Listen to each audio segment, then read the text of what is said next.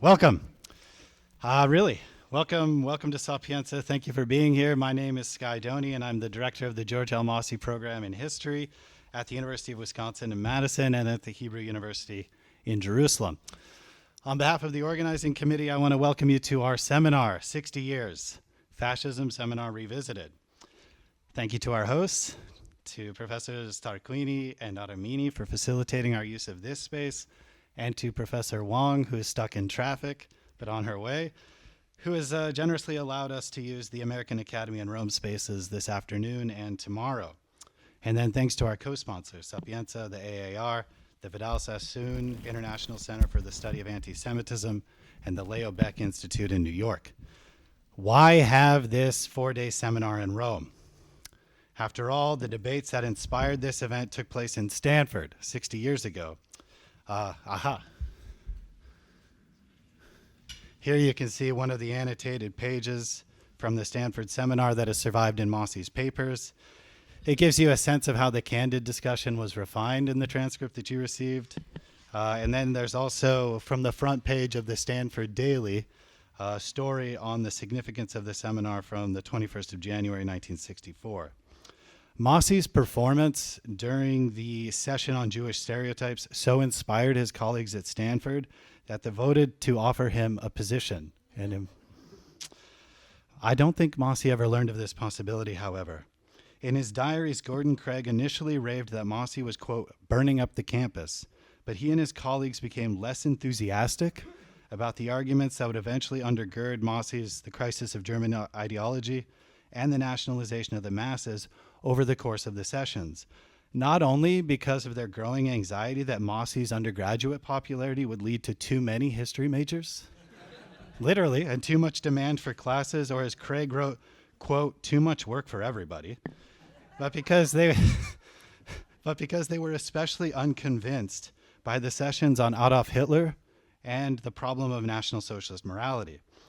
Craig's diary entries are sketches, but they reveal that the group was suspicious about how Mosse discussed a fascist culture and treated, quote, simple, hard political facts about the history of German conservatism. We can only speculate about the faculty shift in opinion towards Mosse's overarching talks and approach, but we do know that Craig wrote of Mosse, quote, George holding forth on Hitler, not too effectively, to my way of thinking. And it is the Hitler session where Mosse resolutely rejected Craig's insistence that fascism was, quote, a ragtag of ill-informed notions, except when Hitler acted as a realist political animal, to which Mosse retorted that actually, in this cultural context and thinking about folkish culture, there's absolutely a fascist ideology that he said, quote, hangs together. I have a lot that I could tell you about Craig's diary, perhaps in the break. We'll have to talk more about Stanford later. The point is, we could have gone to Stanford to sit among the ghosts of these conversations. That certainly would have saved Austin a lot of flight time, jet lag, and trouble. But instead, we're here in Rome, because it's in Italy where Mosse found his greatest reception for his work on Nazism and Italian fascism. Mosse described himself as, quote, an almost passionate Italophile, and this despite the fact that he was not always perfectly understood in Rome. Thinking about the first time he met Mosse, Emilio Gentile recalled, quote, I remember that he talked about his new research on caduci, as he put it, and I could not understand why he was interested in Carducci, the Italian poet of the 19th century. And he repeated, no, not Carducci, the caduci. I finally understood that he was alluding to the caduti, the men who had fallen in the Great War, because he was working on fallen soldiers. And when Mosse arrived in Stanford to, quote, muddle the minds of Craig's students, he had just left the American Academy in Rome, where he was in residence with a great UW-Madison artist named Marjorie Krylik. So Mosse had a love for Rome throughout his life and career. Elsewhere, I and many people in the room have written about the friendship and the collaboration between Mosse, Renzo De Felice, and De Felice's student, Emilio Gentile. Suffice to summarize that Mosse felt most understood among Italian historians. He confided to De Felice in a personal letter in September 1978, quote, I sometimes think that you are the only person who understands what I am driving at. And here are some images from a 1976 Rai TV interview with Mosse to discuss the Italian translation of the nationalization of the masses. It's crazy. You can see he's sitting with a reporter. They have their back, and projected against the wall like some sort of 1984 film are images of Nazi rallies, bonfires on hillsides, strange fascist parades, etc. Mosse said about the nationalization of the masses, the book had its greatest success in Italy, where fascism was still a matter of lively discussion, and where, fortunately, Renzo De Felice found my work useful. In fact, in the foreword to the Italian edition, De Felice compared this book to Mark Bloch's The Royal Touch and to Huizinga's The Waning of the Middle Ages. And Mosse has continued to resonate here in Italy in the decades since De Felice passed away, and since Mosse, oh, did I miss one? Yeah. So here, I went to Feltrinelli yesterday and I found more Mosse books and different editions of translations. And then here's Mosse receiving an honorary doctorate at Camerino in 1995. And then here's a piece by Emilio Gentile on Renzo De Felice and Mosse. And then in 2015, Rai TV did another retrospective on the nationalization of the masses with Emilio Gentile, and they designed this elaborate computer-generated set that Emilio Gentile explores with big pictures of George Mosse on the walls and Italian fascists and Nazis, and it's very interesting. So at Mosse's Italian reception is a fascinating confluence of scholarly and public reception history. The scholarly legacy is a discussion we find already in the Stanford debates about the parameters of fascism, the quest for incontrovertible definitions of this political aesthetic, etc. And we know that there's a second public-facing fascism debate that has endured since 1963 and been increasingly discussed since the early 2000s and has grown in intensity since AfD was established in 2013 here in Italy with the Brothers of Italy in the wake of the 2016 election, through Brexit, and on, to say nothing about the strongmen who have appeared throughout the world. Accompanying this public-facing discussion, we have benefited from a seemingly inexhaustible parade of commentaries on the new fascist debate. Historians, journalists, political scientists, they've told us that fascism is everywhere. Fascism is nowhere. On social media, we've learned that fascism is getting vaccinated. Fascism is not getting vaccinated. It's a strictly European phenomenon. It's a US homegrown phenomenon. Fascism is the past, fascism is the future, fascism is post-truth. But this periodical debate is not new. This conversation about the skulking risk of fascism and fascism scares is already in the Stanford seminar when they talk about McCarthyism. And in 1980, in a Newsweek, Mosse was interviewed for a feature on the rise of neo-Nazism. The author of the subsequent article summarized that, quote, all across Europe, quasi-fascist sentiment seems to be on the upsurge, especially among disaffected young people who feel shut out of the job market and the political process. An analysis that can be readily applied to our own recent past. And while Renzo De Felice may have been the scholar that Mosse thought best understood what he was driving at, they disagreed about the significance of fascism after 1945. Mosse reflected in a piece on historical revisionism 1 year before he died, quote, for Renzo De Felice, fascism was past history. It could never return, and could therefore be examined without fear or favor. But even if we believe, as I do, that bits and pieces of fascism are still present, ready to be used, presentism can easily falsify history and thus prevent a true understanding of fascism and its might. And that is perhaps our impossible call, a true understanding of fascism and its might. Continuities and changes, new and old debates, even with the parallels that we can see and the continuities to previous fascism scares, something does seem different. At least it does for me, or more urgent. But it should come as no surprise that I would sympathize with George Mosse and his abiding anxiety about those fascistic bits and pieces.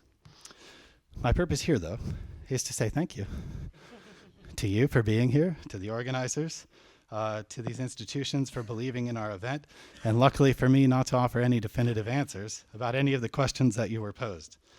Before we begin, though, let me reiterate the message from myself and the organizers when we started to dream up this event in 2019, that we are not here to relitigate or to relive the 63-64 debate, but rather to evaluate the trajectory of the scholarly and public conversations over the past 60 years, and we can talk about whether that's a false dichotomy. And despite Mosse's many warnings about how pointless it is to ask historians to prognosticate, we will hopefully also assess where we think further research would be most productive. Thank you all for being here. Looking forward to it.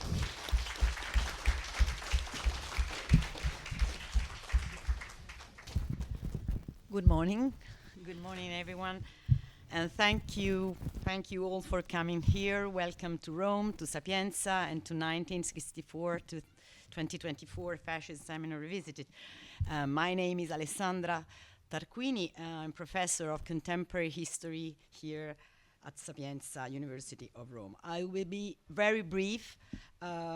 We are here 60 years later, the conference held at Stanford University, to return to discussing fascism. So probably we will be asking some of the same questions Mosse and the other scholars posed in 1963. As we know, in that year, they brought together scholars from diverse disciplines.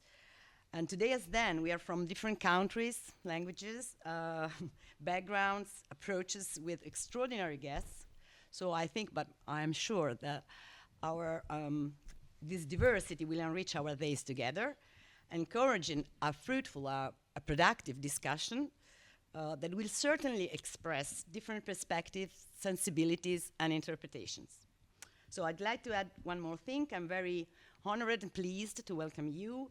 I speak also on behalf of my colleague and friend, Donatello Aramini, and other Italian colleagues. Here, Renzo De Felice and Emilio Gentile have taught contemporary history for many years, dedicated their lives studying fascism, and formed generations of scholars. So as we know, they and George Mosse were bound by a long-standing friendship and I say a mutual intellectual connection. So that's why we are here and why our knowledge of fascism is today richer and more complex than it was once. For them, for the relevance of our guests today of this event, I want to first of all sincerely thank Sky Dunny and the George Mosse program for taking initiative. Over the past 2 years, we have worked together with the other members of the organizing committee to make this possible. So thank you very much.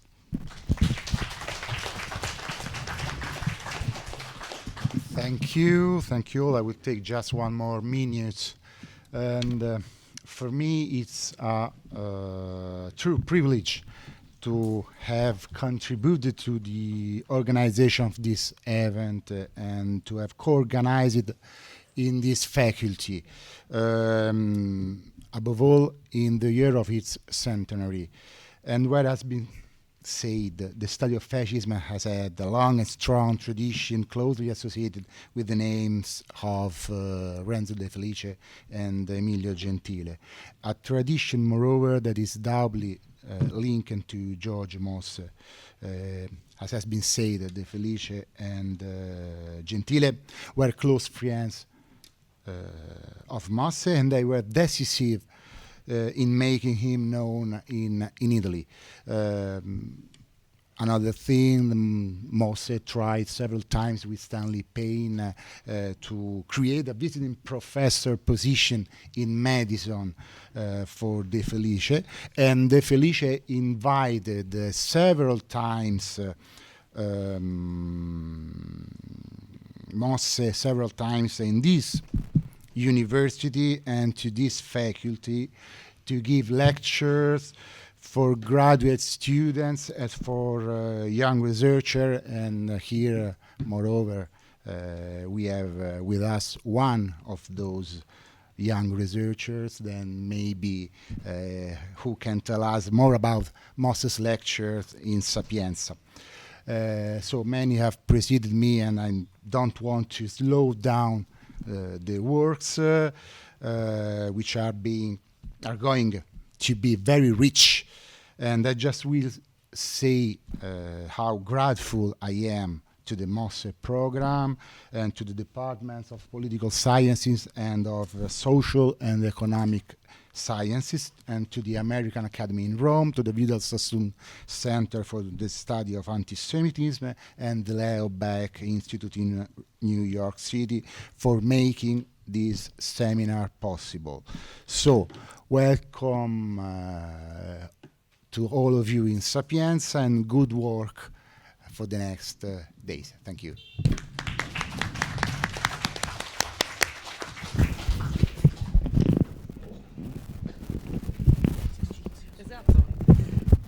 Today gym is done after it's very heavy. Good morning, everyone. I'm Silvia Lucciarini. I'm an economic sociologist. I'm from the Department of Social Science and Economics.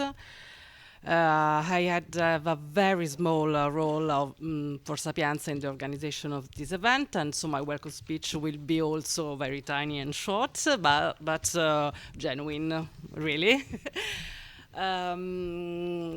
I would like to highlight the quality and the richness of this event. And when I'm thinking, how can I make my welcome speech, I would like to highlight two things. On one hand, I think that this event is kind of reconnect the dots between the discussion and a common ground between the two sides of the Atlantic and the Mediterranean area about a really big piece of history, of historical knowledge on one of the biggest topic of the last century, but also with contemporary society.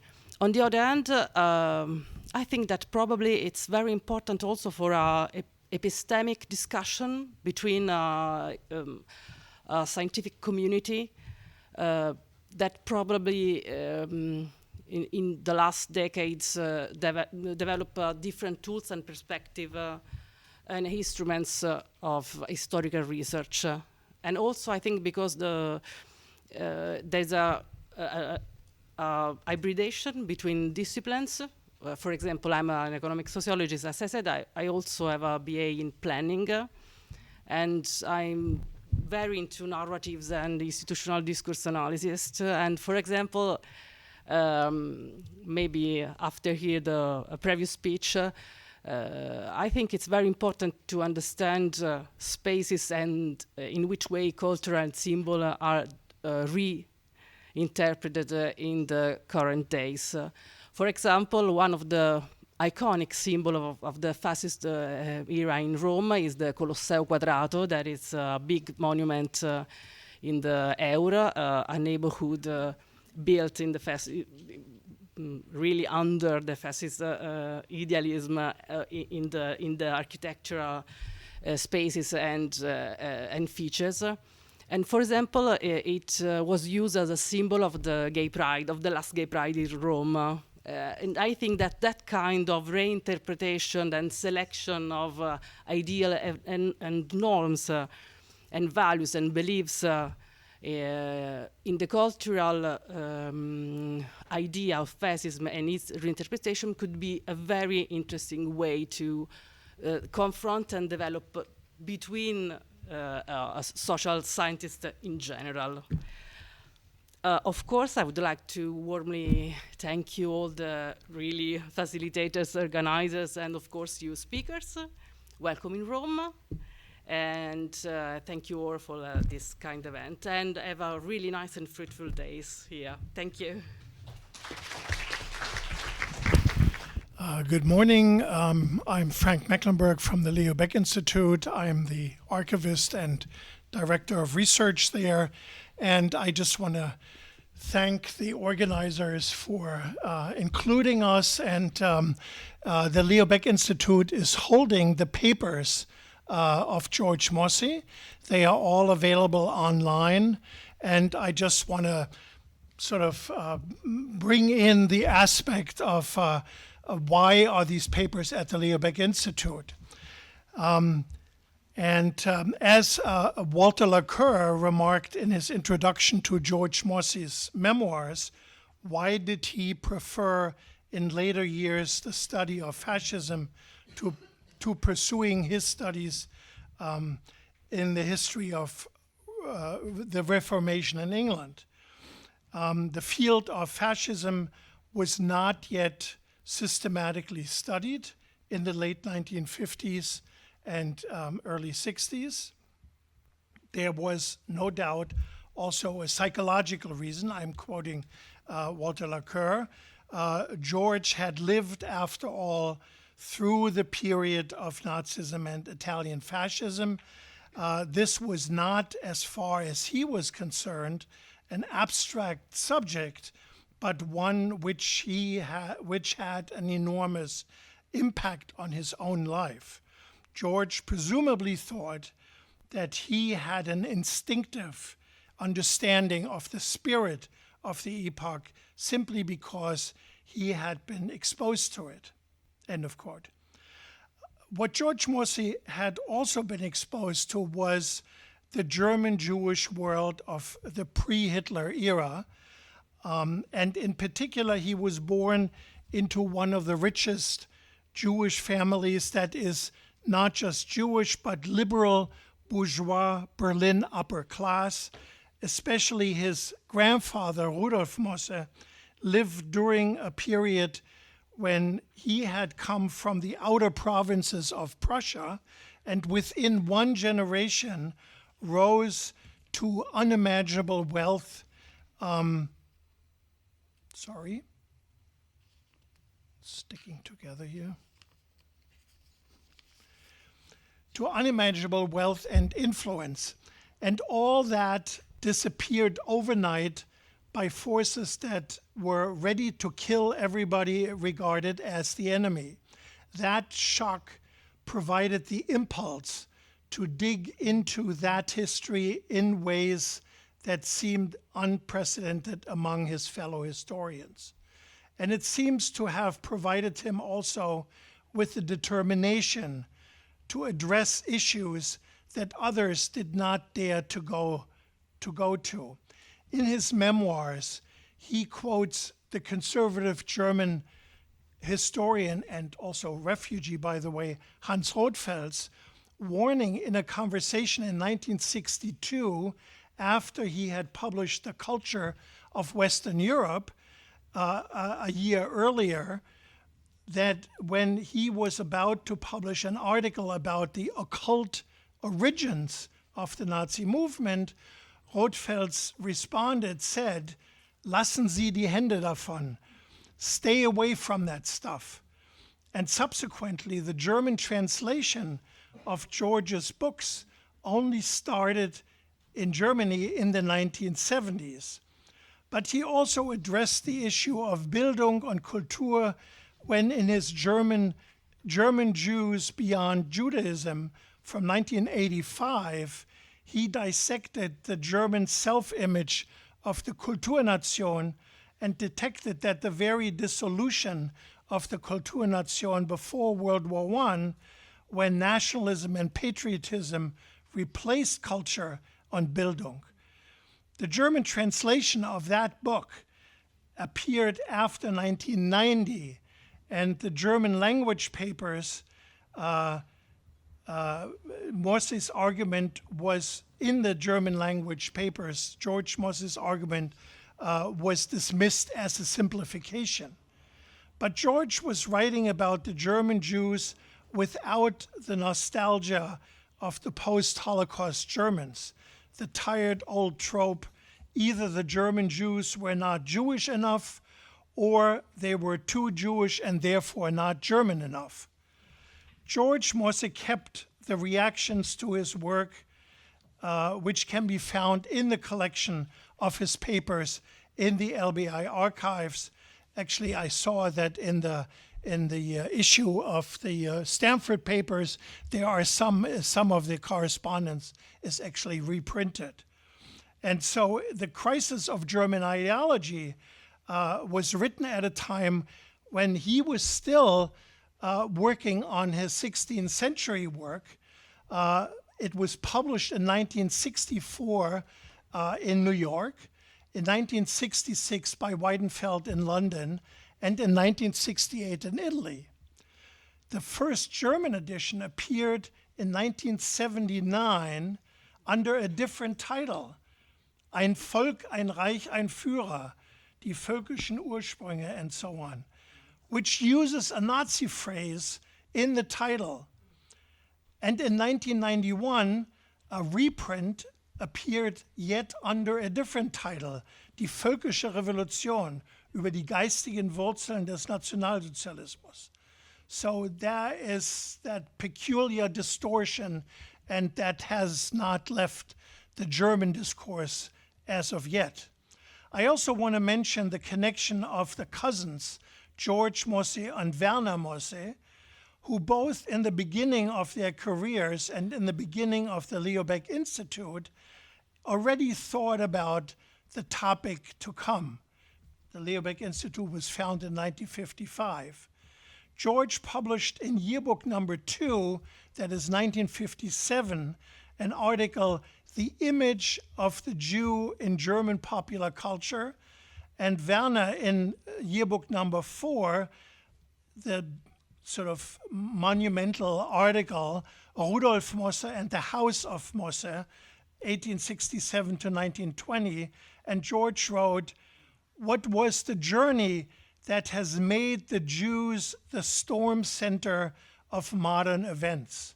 And after quoting Alan Bullock and Friedrich Nietzsche and Hannah Arendt, he continued, such analysis of the Jewish problem tend to lack one important dimension, that of the Jew as reflected in popular culture and therefore in the popular imagination. And I'm looking forward to the debates of this conference. Thank you.